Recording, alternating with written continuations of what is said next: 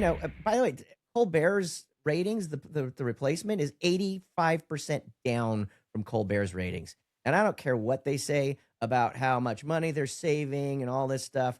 No, you just gave away that time slot to your competitors. Don't give me this Scott, BS about how great it is. Same with 60 Minutes. If you strip out 60 Minutes and people stop watching that one too, well, guess what? Two of your prime shows have lost their audience. Welcome to the Risk Reward Show. Today, 60 Minutes Fallout. There's a new sheriff at the Fed, NBA Finals, and much more. Stick around. hello everybody. Welcome to the Risk Reward Show. I'm Robert Petrucci, and as always, I'm joined by our esteemed colleague, Mr. Scott Summer. How are you, sir? I'm living the dream. How are you? You were in Chicago. I'm good. You were in Chicago this past weekend, traversing the city in a tuxedo late at night. That's true. I was invited to do a keynote address and also be a panelist for a big Indian arts festival that goes on in Chicago.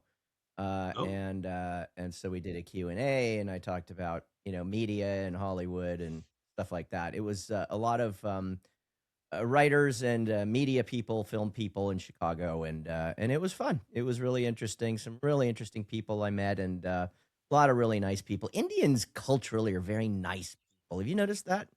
I like them. yeah. I work with them quite a bit, a variety of different business avenues. So That's true. all the time. So that's what I was doing over the weekend, and yes, I got to wear a tuxedo and look like James Bond and drink cocktails. What Chicago beverage did you have at the bar? Let's see. I think I was drinking just an old fashioned. Had a couple of those. No, but what was it that I recommended to you to Oh ask for? God. Oh my God. This was so awful. He's like, oh, it's a local I didn't say icon. it was good. No, you didn't. You just said it's an icon. You have to try it while you're there. Here, folks, I'm going to pull up a picture of this. Try to avoid it in the wild if you can. And the bartender Just even told you not to try it. Something you don't hear from bartenders a lot. That is true. You didn't think about it. Refused to charge me for it. He said, "Yeah." He said, "Here, I'm going to pour you a taster. You don't want to buy this." Oh my. Here it I've is, only had it a couple of times. There you go. Malort. Yes.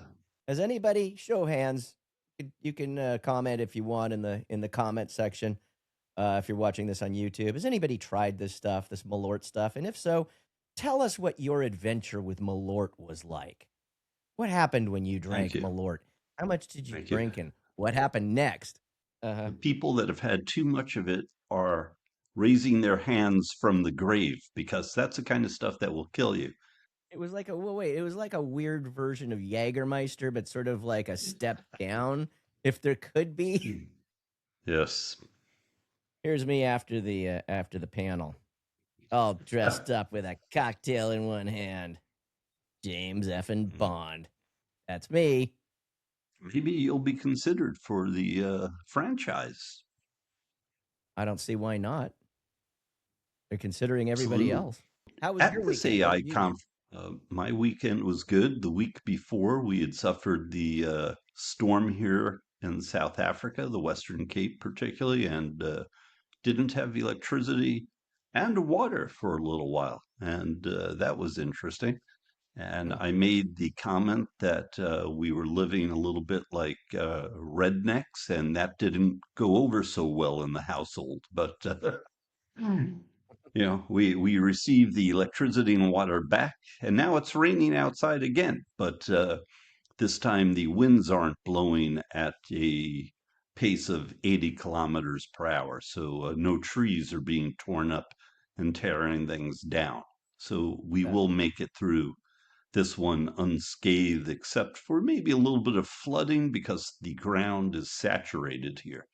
But this past one was good, and just following the events. Now, I have a question about the AI. I sent you a video of James Gandolfini doing an AI. Someone took his image and pumped it into AI, where he's asking Chat GPT questions, and he loses his mind. He gets angry, and he breaks the computer. And I've got to tell you, it looks real, Scott. And Yeah. you can see why Hollywood is concerned about it. Yeah. It's obvious why writers are concerned about AI stealing their style, stealing their contextual thinking, their creativity to a certain point. And so, my question to you is, did any of that come up at this conference, or you were basically looking at other aspects about it?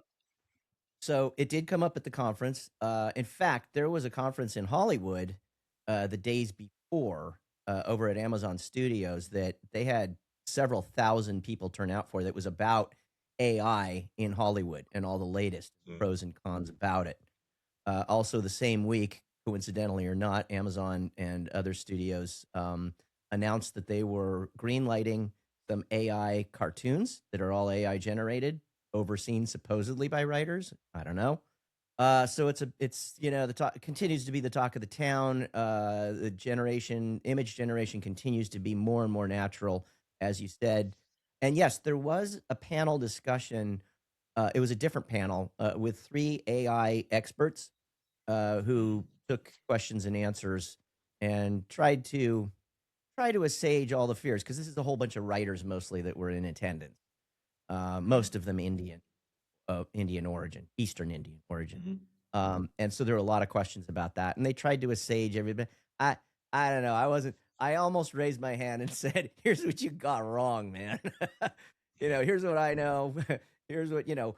I almost asked about. There was a Harvard study that came out recently where they said that they've been able to find measurable brain atrophy, or rather, performance atrophy, when people use AI too much in terms of creativity. They found that you can measure the amount of creativity that they've lost in some ways when they try to write themselves without AI in a blind study. And there's some new evidence from other universities that's starting to dive into that and starting to corroborate that. I almost asked about that because one of these guys was from Harvard. But I Yeah. didn't. I'm a panelist, so I'm not going to embarrass them, obviously. MIT did a study Hmm. that they released several weeks ago that basically shows that the problem, one of the problems with AI, is that it basically is trying to confirm all of your answers with a yes, and basically making you delusional to the point where you could actually start to suffer from some type of psychosis where you tend to believe everything you say is correct, and those that are around you that disagree with you are wrong. And this is one of the problems when you're discussing things with the chat GPT and developing relationships with it. So let's dive into another topic here. But wait, before we go into that, what's interesting to me with AI and Hollywood is, and you've touched upon this, there is now evidence that I've seen per this Gandolfini video that you could actually take the voice, the likeness of a person, put it into the AI, and rewrite or create new projects with these actors without asking them, because Yeah. obviously Gandolfini wasn't asked if he wants to be part of this AI video. He's dead. Now, the point being that you have shows like The Honeymooners, I Love Lucy, you have The Flintstones, All in the Family. Can you imagine going back and adding episodes on in the future? There's talk of that, isn't there? There has been for some time now, and it's already happening. So that's actually a big debate right now. That's probably the number one debate going on among the Screen Actors Guild, for example. Um, and there are certain laws that are going through the state of California that some of which have already been passed that protect the image rights of people dead or alive. I think they need to go a little further with that. But one example is Val Kilmer, who's also dead. His heirs are allowing his image to be put into this movie. They're making a whole movie with Val Kilmer in his prime by appearance and his voice, his original voice before he lost it. Um, and it's going to be a new movie starring Val Kilmer. It's in production. So this is happening now, unfortunately.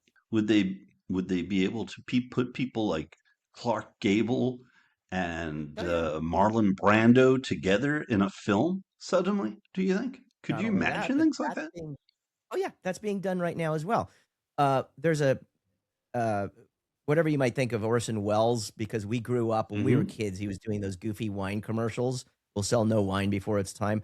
A lot of people don't realize that Orson Welles in his prime, when he was in his 20s, he was like the Beatles back then. This is in the 1940s. Correct. He did Citizen Kane when he was 25. Arguably the greatest movie of all time. It's routinely voted top 3 along with one of the Godfathers and some others. Um, he followed that up when they saw how great it was. They followed that up.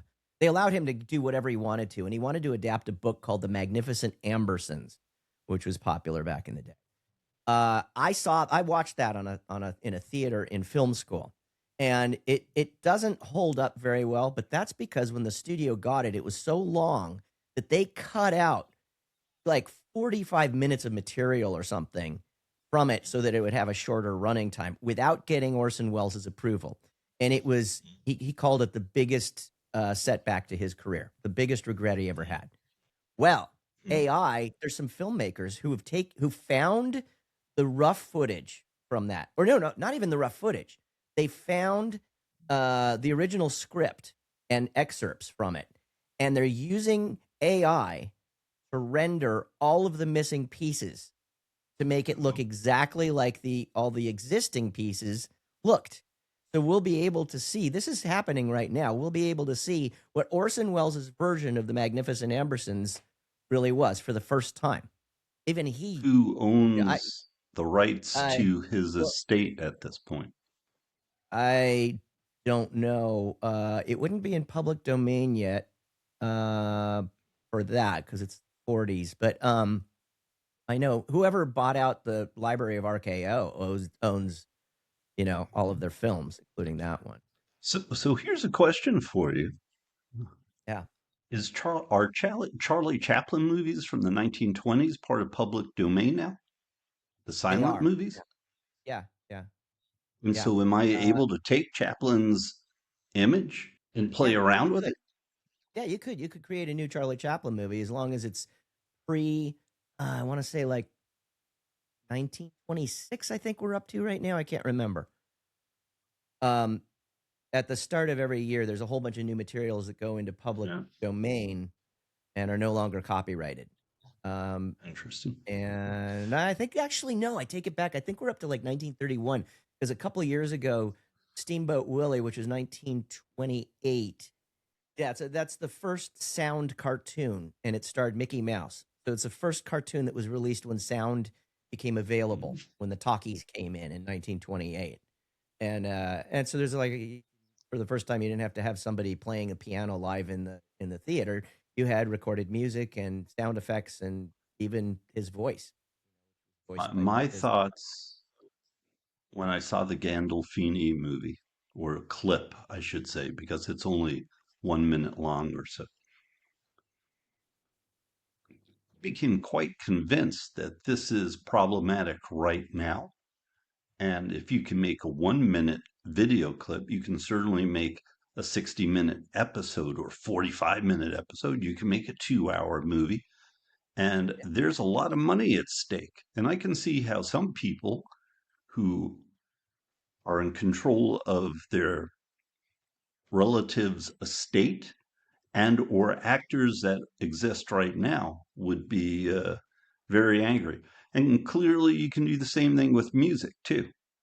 there was a big deal that happened about 2 months ago, and you probably heard about this, where somebody who was like in Ireland used a Chinese um, AI company called DeepSeek, um, and uh, and created because they had a brand new version of it, and so he created like a 2 minute fight sequence between Brad Pitt and Tom Cruise. Sorry, I between Brad saw Pitt it. and Tom Cruise. Yeah, you saw that. I saw the And video. I that saw the was video. a big deal. There are lawsuits flying around. They sued the parent company of DeepSeek, which is also the parent company of TikTok, called ByteDance, and they had to change their algorithm so that it couldn't be done, after that. So this is Crazy. this is a very real thing that's happening right now. So let's stay on the topic a little bit here. As you probably know, SpaceX is going to have their IPO around June the 12th, we think. Mhm. And the investors of SpaceX, including Musk, created now a 1-for-5 split, meaning if you own one value of SpaceX, you now have 5 times the value in terms of the security shares that are going to be offered on the IPO. In other words, they've lowered what they foresee as the opening price on the IPO on the NASDAQ when it starts to trade so more people can invest in it. And they believe now that the market value for SpaceX at the end of its IPO is going to be how much money? Do you know? I can tell you About what a they're little over $1 trillion. no, now because of the 1-for-5 split, no, excuse me, Oh, 5-for-1 split, they yeah. believe it's going to go up to about 1.7 trillion US dollars in Wow. value. Okay. Wow. Now, I have a point with this. Anthropic, which is an AI company, obviously one that you're using its agents and you pay for some of its services, even, I believe, I pay a lot they for it. Yeah. I like they have Claude. been they have been showing that not only do they have a powerful and what is perceived as a good product, one that people want, they are talking about an IPO for the later stage of 2026. And they believe Anthropic will be close to a $1 trillion IPO also. And this goes hand in hand with what the NASDAQ 100 is doing right now, which is going sky high since the 30th of March, is at a record price right now. Part of what's driving the NASDAQ 100, my opinion, is fear of missing out. People are buying into the NASDAQ now because SpaceX is going to become part of the index. And when Anthropic has its IPO, it will become part of the index, the 100, meaning also that NASDAQ, what do they get to do? They get to throw two companies out of the index. They do a rebalancing here. And that's another subject that we can go into one day, how indexes stay strong, they keep the strong, they get rid of the weak.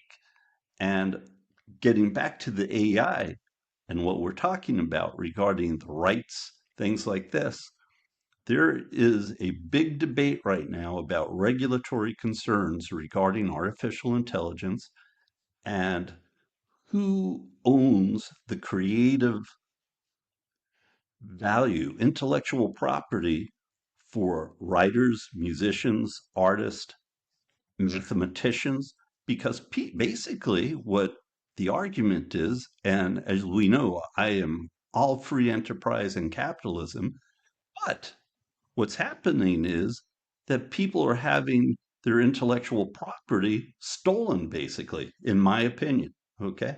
Yeah. Yeah. And I'm completely against AI being able to swallow up my writing style, your writing style, a actor or musician's creative capabilities. It's ludicrous. And no one gets compensated for it except companies like Anthropic, Google, or whoever else is running their AI engines, which are basically taking the property of other people and putting it into their data and spitting it out for public use and charging people for it. Yeah. There are so many lawsuits going through the court systems throughout the country, throughout the world, about that very thing. So you can expect some class action lawsuits at some point. Some changes in. You're already seeing changes in how they're functioning. Some There's examples are each of the movie studios here in LA are designing their own large learning uh, uh, models, and but they're only having them. I think we talked about this before. They're only having them scrape what they already own within the studio. So any right. script, You any said that. any movie, any of that stuff. But they're just doing that because they're trying to protect themselves. And so far, the update to that is the results have been mixed. So far, there hasn't, from what I've heard, the rumors I've heard is that people aren't really happy with it so far. So it'll be interesting to Right. see where this all goes. The word for stealing other people's writing is something called plagiarism. And plagiarism used to get people thrown out of universities and be liable in lawsuits if you took someone's writing and claimed that you did it yourself, particularly in books. There have Yeah, been cases galore with that. What makes it different that something non human is stealing people's writing as opposed to humans stealing other people's writing? You see yeah. what I'm saying? You see my It's question? a it's a It good blows my question. Yeah, mind. That yeah, blows my yeah. mind There's that no they're difference. able to get away with it. Right. There's no difference. Technically speaking, there's no difference because it's using existing writing, existing models for anything that you're trying to write.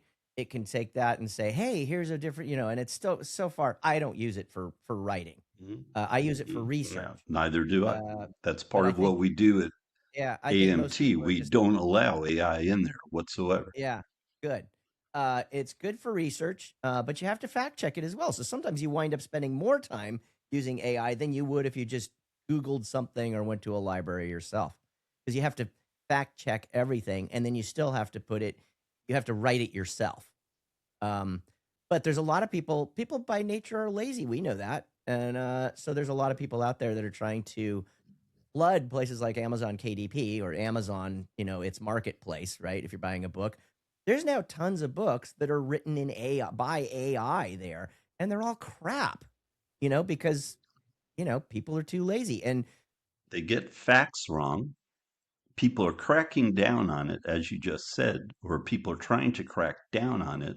But the fact is that when AI spits something out that sounds objective, that sounds correct, that goes into the ether of the internet and gets repeated by other AI systems and starts getting repeated by humans, you have a problem where falsehoods become basically historical fact unless somebody checks them, like you just said. right, Dangerous. yeah, yeah. So And let's talk about. it Hmm, becomes an echo chamber for telling people what they think they want to hear. Just like social media, if you have a certain political ideology, right or left or in between, it picks up on the things that you are, viewing more, than other stuff. And it'll keep feeding you those things. So it becomes this echo chamber. You're hearing what it thinks you want to hear. And it's the same thing here. ChatGPT will certainly more than the others. Claude a little bit, Gemini a little bit, but ChatGPT is really bad about telling you everything that you want to, it thinks you want to know or thinks you want to hear. Um, and they need to get better. There's going to be a new model coming out for ChatGPT later in the year, and I'm hoping they take care of that degree. OpenAI is thinking about an IPO also. ChatGPT has problems with the relationship sagas of human beings that it's been causing problems. What about the race? It's a segue here for mayor in Los Angeles with a fellow by the name of Spencer Pratt. Do you know what the results are as of yet? Bass came in first, apparently. Did Pratt come in second in this primary yesterday? Do we know yet? Uh, yeah, well, they've made the guesses. They're thinking that, so there's still mail-in ballots that need to be counted that Mhm. haven't been opened yet. But they're most of the pundits I've read this morning say that Karen Bass won. I'm not a Karen Bass fan, but I'm certainly not a I know. Spencer Pratt fan. It's like Well, this is, more we're going to get reality into this influencers with in politics. Can we just do that? social Anyway, media impact. so he came in second last I heard, but he was several percentage points behind her. And so they Hmm. think that she has it. But we'll see. We'll have to count the rest Well, of the ballots. but she doesn't have a majority of, you have to win over 50% to get elected mayor. You're right. There will be a runoff. So they're trying to figure out who's going to make it into the runoff. So it And could it's well be the between the top two two of them. finishers. And if it's yeah, but if it's between the two of them, um, Hmm. Bass will win it because L.A. is a very liberal town. They'll vote for the Democrat, and he's not it. You don't think that Pratt will get Republican votes and can get, because of his ability to go back into what we were talking about, influence people on social media, use AI in funny ways No, via I parody? You don't. don't think he can get people to vote In against Los Bass? Because Angeles, remember, but remember what I told you, Scott. At some point in politics during elections, people aren't voting for the person they like. They're voting against the person they don't like. So do you think more people don't like Pratt than don't like Bass? uh, there are a lot of people that don't like either one of them. I don't like either one of them. I think we could have. I wanted to see Rick Caruso come in and run again. That guy's very smart. He's sort of like a Dick Reardon from back in the day, who was a very good mayor for Los Angeles. To your point, Mhm. yeah, it's possible that Bass could, every time she opens her mouth, she makes more enemies. Um, but um, but Spencer Pratt, I don't see L.A. voters at the end of the day. There just aren't enough Republican voters in Los Angeles um, to pull that off. I don't see. I think there'll be just enough people holding their nose and voting for 4 more years of Karen Bass. Does Los Angeles have a machine-like political entity like Chicago used to, where you have a certain segment of the population that will vote for the so-called machine at all times? They'll vote for Bass blindly, basically. Yeah, Does Los a Angeles little have bit. that?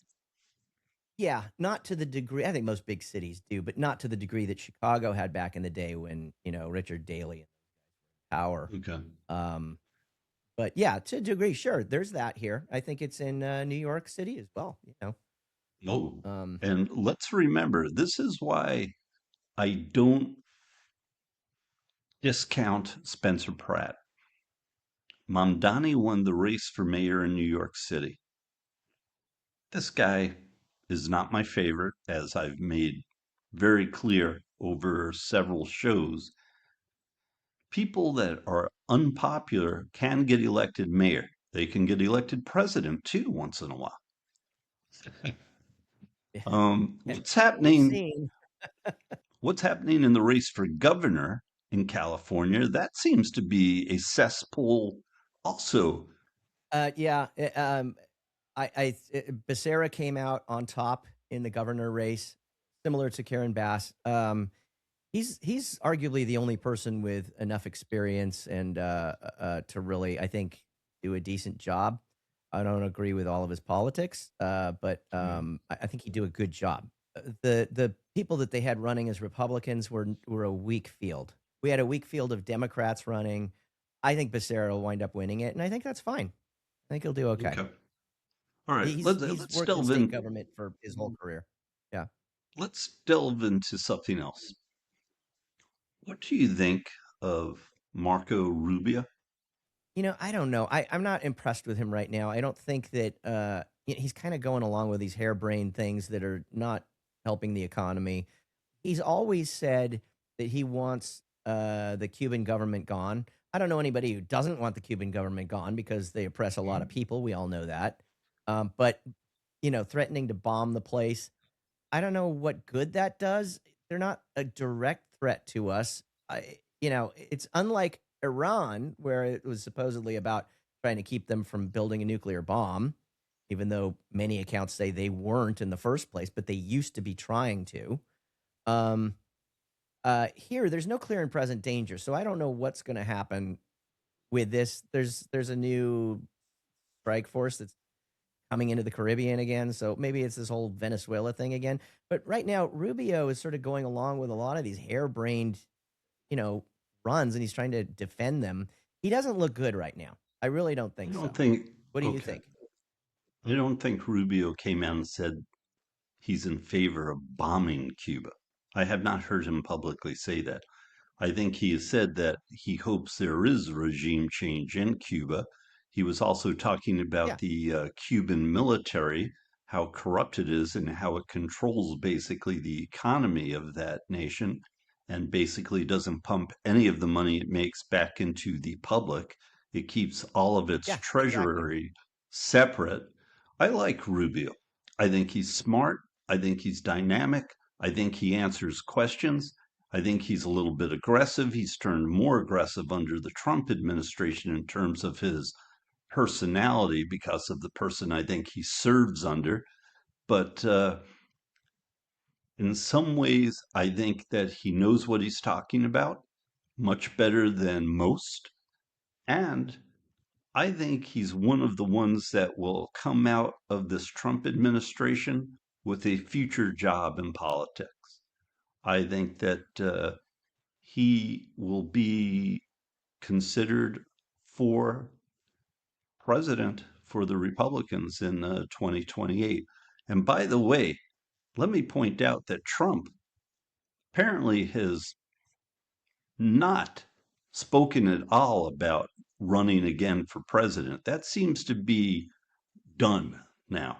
I mean, Trump has been talking about Vance and Rubio the last couple of days as a potential pairing that the public will love. I don't want to make any comments about that, but Trump doesn't seem to be aiming towards a third presidency anymore, a third term, that is. Now, Rubio, what he's been doing in the Middle East and what he's been doing in Venezuela, I like the fact that he's fluent in Spanish.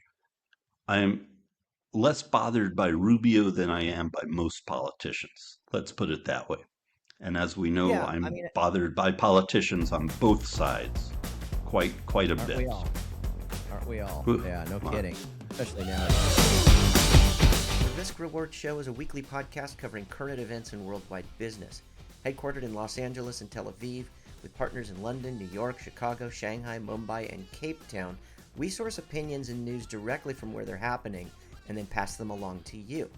Look for us wherever you get your podcast fix.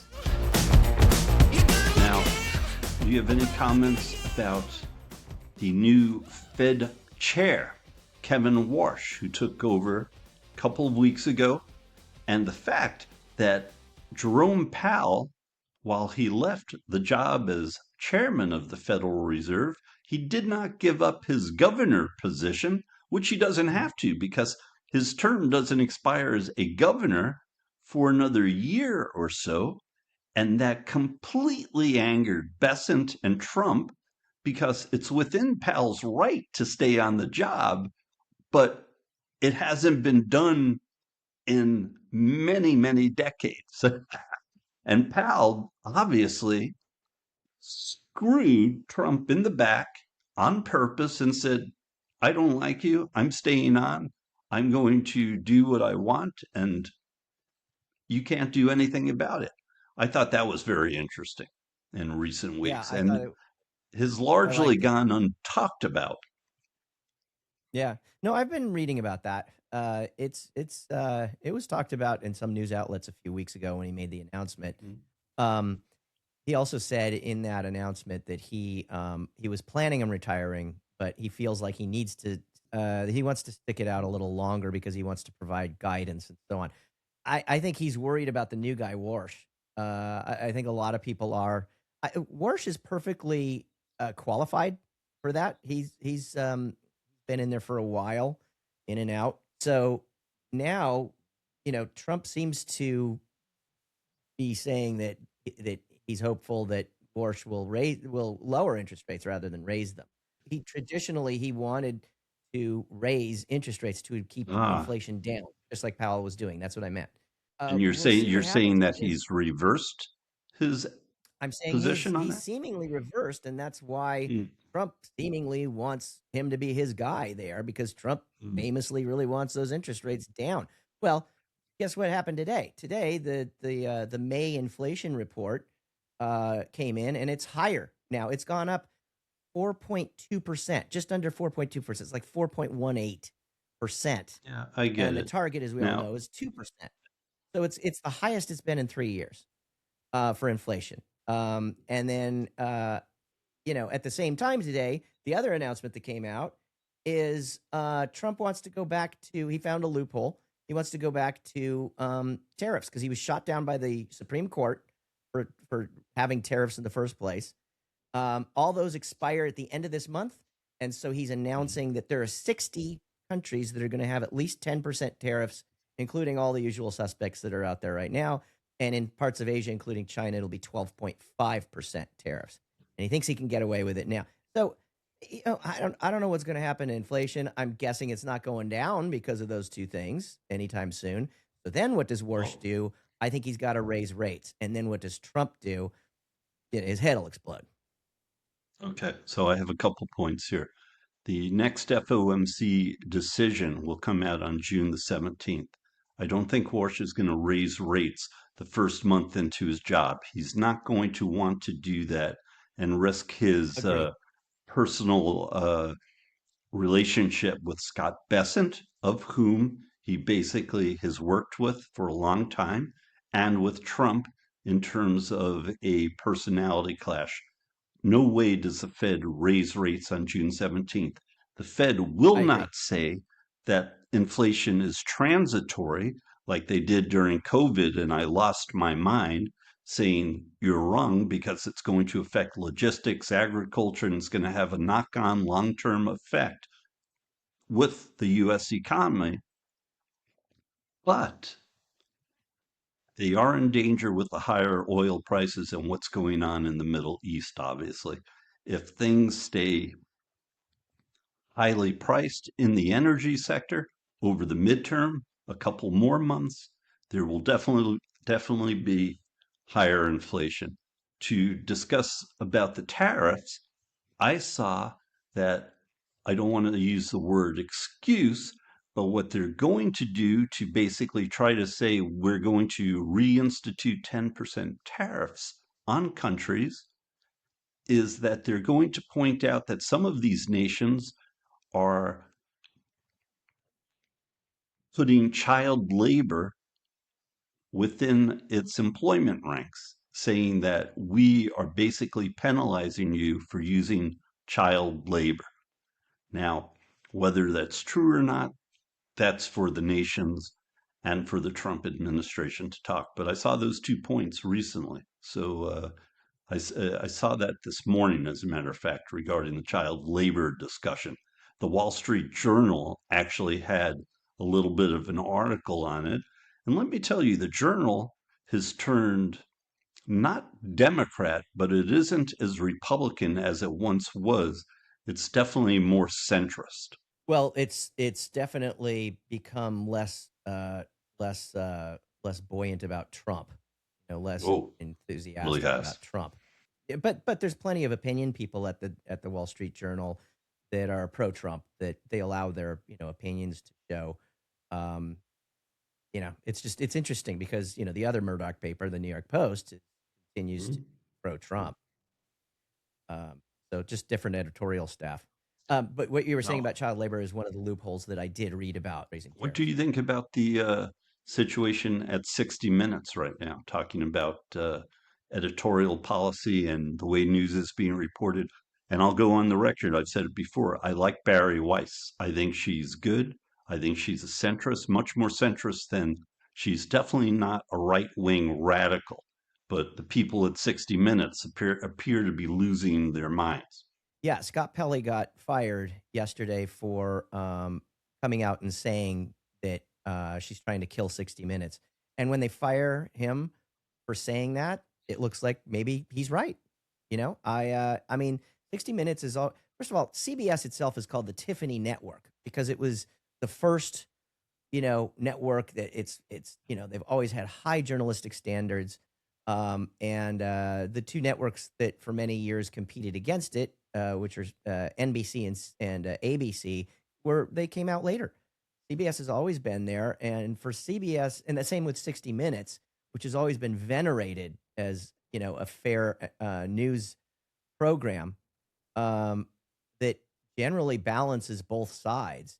It's just they're also, they're very investigative. So Trump didn't like that. Barry Weiss gets put in. We see, things like Stephen Colbert being stripped off the air. We see things like 60 Minutes now being Colbert attacked. wasn't part of I 60 don't I Minutes, don't like mind her. you. I know that you feel that I know you feel she's balanced and fair, but I don't think she is. I think that by the way, Colbert's ratings, the replacement is 85% down from Colbert's ratings. And I don't care what they say about how much money they're saving and all this stuff. No, you just gave away that time slot to your competitors. Don't give me this Scott, BS about how great it is. Same with 60 Minutes. If you strip out 60 Minutes and people stop watching that one too, well, guess what? Two of your prime uh, shows have lost their audiences. That's that's not that's not good. Barry Weiss did not have anything to do with Colbert being fired, did she? I don't think these are coincidental. I think that Okay. They this is might very not be, purposeful in and terms very of the nefarious. leadership above, it might not be coincidental. I like Barry Weiss because of the fact I believe she's actually an investigative reporter. And what she has basically said to the staff of 60 Minutes is, I want to see evidence before we say something. You have to show evidence and prove what you're saying is true. She doesn't want hearsay, basically. She doesn't want biased opinions being said on the show. What She incident wants can it you to think be of? reporting. What incident are you referring to? I mean, what is it I can, that 60 I can, Minutes, reported on that was okay, hearsay that they didn't check okay, out or two have? things. Two things. Yeah. The interview with Camilla Harris, where they edited the interview to make her look better. One, that was a made for TV production for Harris, in my opinion. And two, the interview with Trump a few years ago, a handful of years ago, with Leslie Stahl, which he proved, and he was talking about things that Stahl would not talk about, including, I believe, the Hunter Biden laptop, which CBS basically poo-pooed the whole notion that it existed, and he wasn't crazy. It actually existed. That's okay. Two things. In both cases, any news organization will inform the person being interviewed, and especially a show that's been on as many decades as 60 Minutes. They have to Mhm. cut for time. They have to edit something. They have to get enough material that they can edit what they think, in their opinion, is fair and balanced and gets to the heart of whatever the questions were that they were asking. Now, usually, whoever's being interviewed of all walks of life is going to say to themselves, "Oh, I wish they'd added this or added that." But that's their job. They're telling a story as best they can. There's nothing wrong with that. That's free speech. So they're not doing I anything disagree wrong. with you, And what's though. more is 60 I Minutes, unlike other organizations, unlike other shows, Mhm. 60 Minutes always puts on the larger version of the interview on the internet. So, and they even say, for an extended version of this, go to 60minutes.com. Go to YouTube, see the 60 Minutes thing. They do that every single time. So for this BS of like, oh, well, we didn't like how this person was portrayed, that's their opinion. But 60 Minutes isn't doing of anything course, illegal. They're doing what they always no, do. And they're saying, I you want to didn't watch the rest use, of this? Go watch the rest of this. but listen, I didn't say the word illegal. What I said is that they are part of the news on CBS, and they're not supposed to make politicians look shiny for the public. And they made Camilla Harris's question much more shiny. Why didn't they keep her real answer in there per the question that they asked and show an edited version later on? I understand editing goes on for time and context, things like that. But why show her in some kind of shiny, happy syndrome, which didn't exist when she answered the question? She made one of her famous, word salads when they asked her the question. Why not keep it in and show that that's how she thinks? I don't know. You'd have to ask the editor in charge or the producer in Yeah, charge of the set. exactly. Exactly. But that's That's their my point. prerogative. They can certainly do that. I agree Maybe, who with knows? it's their Yeah, maybe the prerogative. recording didn't sound.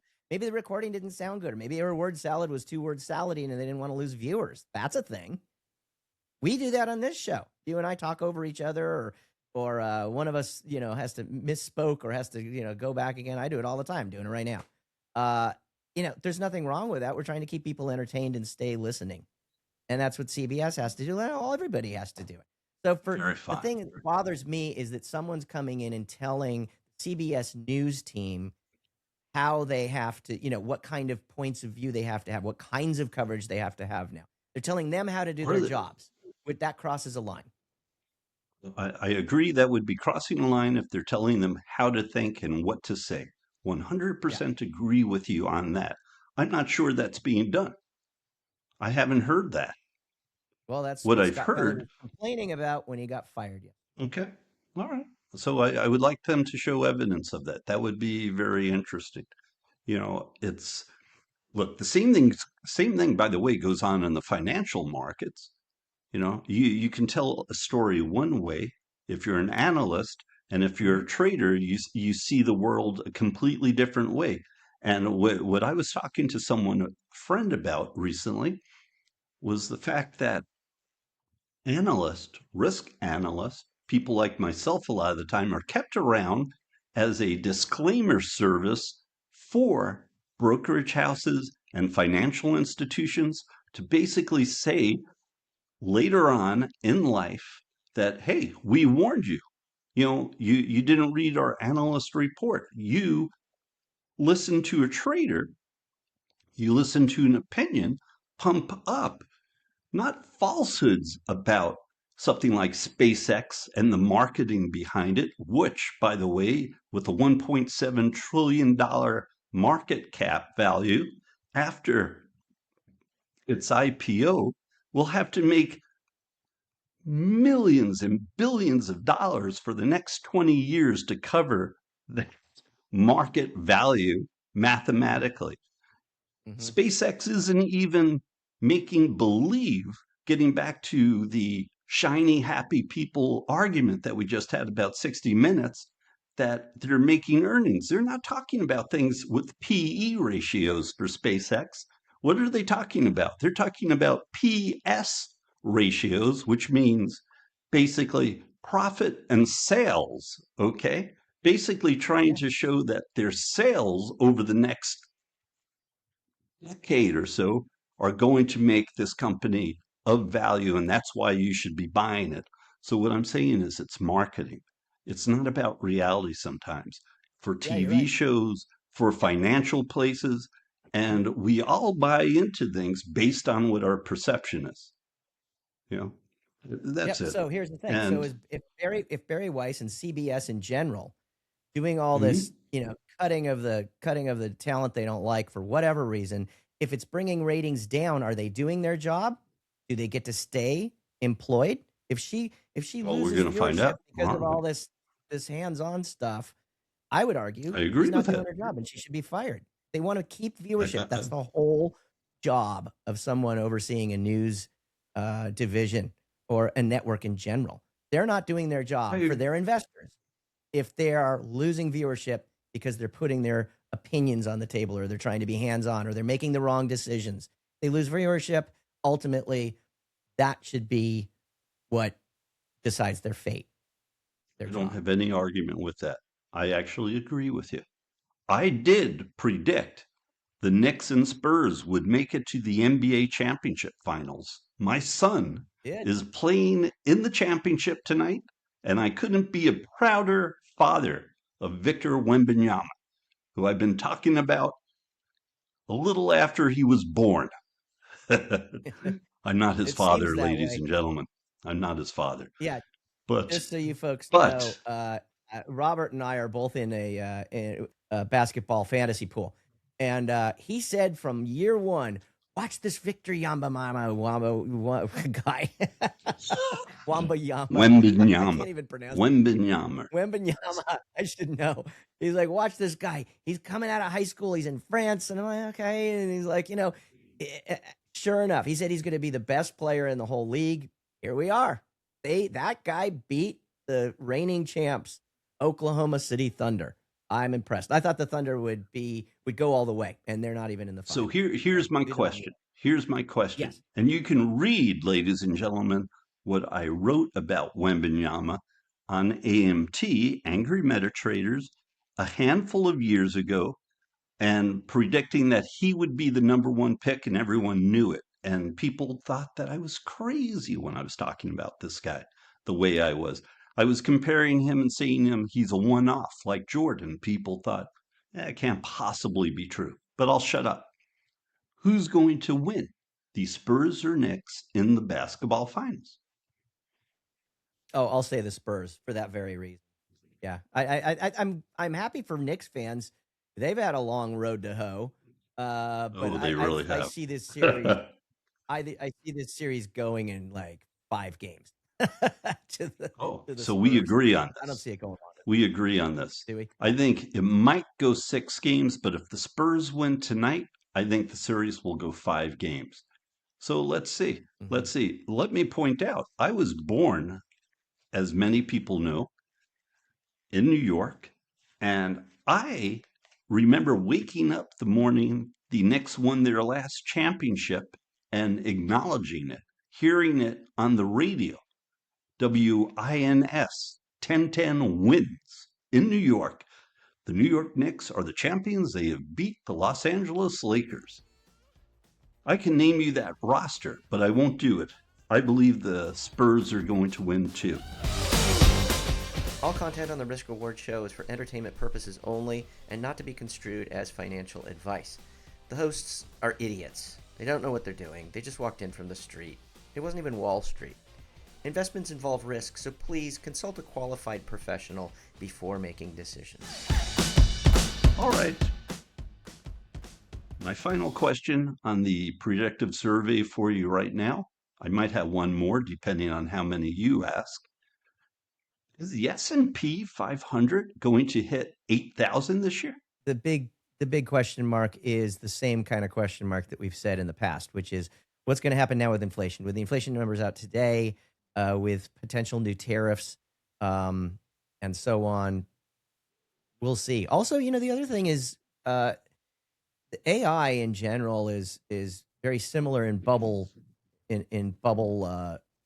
potential as internet stocks were and tech stocks were in the late 90s. So I don't know if some of that bubble starts bursting soon or not. Maybe not. I hope not. But it's really hyperinflated. So it'll be interesting to see. I think those two things are going to be what will determine it. What do you think? They've been talking about the AI bubble bursting now for 6, 7, 8 months. That caused headwinds on the NASDAQ 100 that were tough starting in November, basically. Having said that, the NASDAQ 100 is now at record heights, and I think it can go higher. What's happened, as we've spoken about, SpaceX, Anthropic, people are going to be looking towards OpenAI, maybe a couple of other companies coming in via IPOs. That's fueling the pandemonium on the NASDAQ 100 and also on the S&P 500 to a certain extent. It's fear of missing out, baby. I think the S&P will go over 8,000 by the end of the year. Yeah, that feeds into the question I have for you directly in. Mm-hmm. So we have, as you mentioned, we have several fairly high profile IPOs coming up. We have Anthropic, we have ChatGPT here, we have SpaceX, of course. Of those three, do you recommend buying any of them to get in on that initial public offering? And if so, which ones? Very nice. put me on the spot like that. Yes, you're welcome. I would not bet against Elon Musk. I don't think this company can make its value in the next 10 years in terms of revenue. Having said that, he is not only very smart, he is a marketing genius of sorts. He knows how to sell value for his companies. I would go with Musk over the next 4 years or so. Having said that, depending on what the lawsuits and what the technology produces over the next 10, 15 years, I think Anthropic might be the better bet.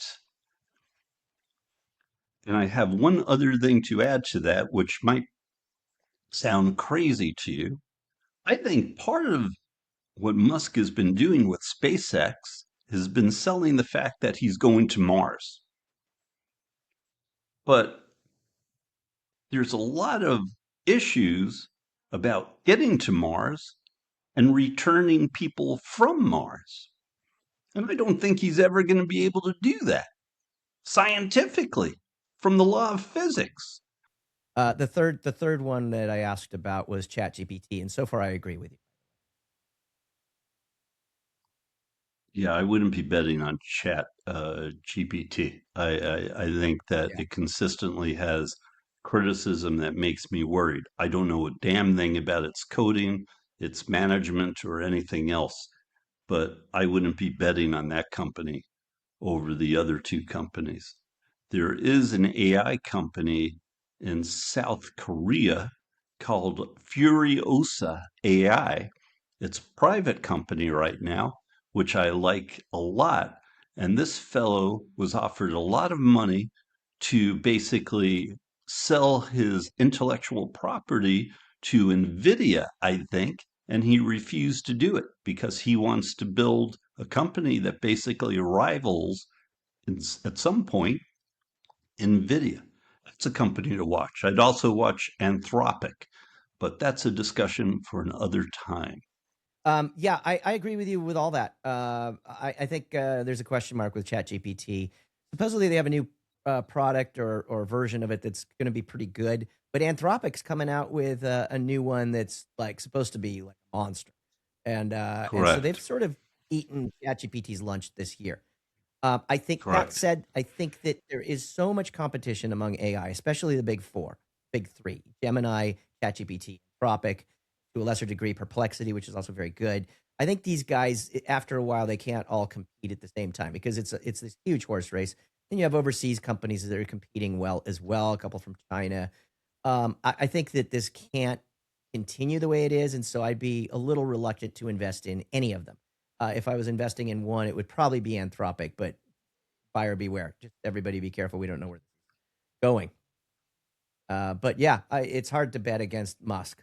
Like him or hate him, the man, has a track record, and he'll probably be the world's first trillionaire very soon. Well, he certainly will be. One of the things that concerns me about all these data-driven companies with the AI is the fact that there's not enough energy to basically power these companies up. The data centers need a lot of energy, and Yep. companies like Meta, Google, that wanted to go into the creation of energy to basically power their cloud servers, things like that. Amazon, they're way behind schedule with a lot of this infrastructure. It's going to cost a lot of money going forward. They're going to have to build nuclear power plants to basically support all of these Yep. data centers. People think that all this information is up and out of space. And they talk about the cloud as if it doesn't run on energy. But you need energy, ladies and gentlemen, to store the Yep. data. And this is a big Yep. problem. What I was talking about before are two companies that I like as a sidebar are Anthropic, and I like a company called Furiosa AI out of South Korea. They're both private companies. Mm. Uh, excuse me, not Anthropic. I said Anthropic just now. A company that I like is called Anduril, Anduril. It's a defense company from the U.S. And there's a fellow by the name of Palmer Luckey who's basically running it, who I think is the next Elon Musk in many ways. That's it. That's it. And by the way, those two names alone, those are such great character names. They're like Bond villain Exactly. names. Exactly. And he That wears alone like makes you want to Hawaiian touch shirts. He's a kid.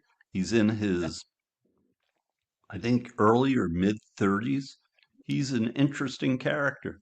And he's one that's going to be around for decades, I believe. By the way, let me say, there is a show in South Africa that people can watch on the internet called Carte Blanche. And it's an investigative reporting show out of South Africa that's very good, very good. And you can find it on the internet. They put their shows up on YouTube. It's a little like 60 Minutes in many respects. Has a good reputation. Just like 60 Minutes used to have a good reputation. The Risk Reward Show is a co-production of Angry Metatraders and Leitmotiv Press. It's produced by Scott Summer and Robert Petrucci, and engineered by Scott Summer and Sagi Mizri. Music is by All Good Folks, a group of composers based in London. You'll find us wherever you get your podcasts, as we're everywhere, like the gods we are.